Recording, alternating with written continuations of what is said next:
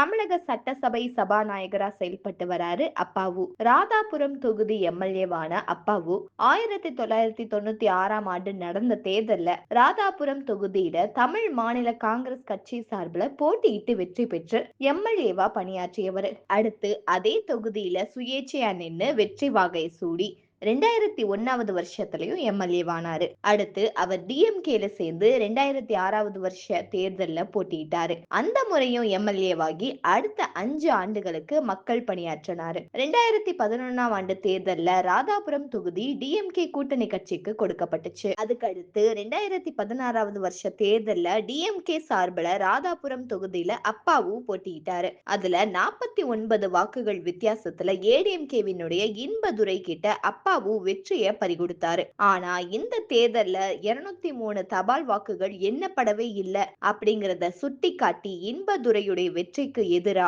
சென்னை உயர்நீதிமன்றத்துல அப்பாவு வழக்கு தொடர்ந்தாரு. இதுக்கடுத்து சர்ச்சைக்குரிய 3 சுற்றுகள்ல பதிவான வாக்குகள் மறுபடியுமே எண்ணப்பட்டுச்சு. நீதிமன்றம் வாக்குகளை எண்ணி முடிச்ச அப்பையும் கூட அதனுடைய முடிவுகளை அறிவிக்க கூடாது அப்படின்னு இன்பதுரை அவர்கள் உச்ச நீதிமன்றத்துல தொடர்ந்த முறையீட்டின் காரணமா தீர்ப்பு வெளியாகல. இந்த நிலையில தான் 2021 சட்டசபை தேர்தல்ல தன்னை எதிர்த்து போட்டியிட்ட இன்பதுரையை விட 5000 வாக்குகள் கூடுதலா பெற்று அப்பாவு அவர்கள் வெற்றி பெற்றாரு. இந்த நிலையில தான் இப்போ ரீசெண்டா நெல்லை கிழக்கு மாவட்ட டிஎம்கேவை கிழக்கு மேற்கு அப்படின்னு 2ஆ பிரிச்சாங்க டிஎம்கே தலைமை. நெல்லை மேற்கு மாவட்ட செயலாளரா ஆவுடையப்பனை நியமிச்ச டிஎம்கே தலைமை நெல்லை கிழக்கு மாவட்ட பொறுப்பாளரா கிரகாம்பெல்ல நியமிச்சாங்க. இந்த நிலையில தான் கிரகாம்பெல் வகித்து வந்த வள்ளியூர் வடக்கு டிஎம்கே ஒன்றிய செயலாளர் பதவி சபாநாயகர் அப்பாவு மகன் அலெக்ஸ் அப்பாவுக்கு வழங்கப்பட்டுச்சு. அலெக்ஸ் அப்பாவு நெல்லை கிழக்கு மாவட்ட மாணவர் அணி அமைப்பாளரா பதவி வகிச்சிட்டு வந்தது குறிப்பிடத்தக்க ஒண்ணா இருக்கு.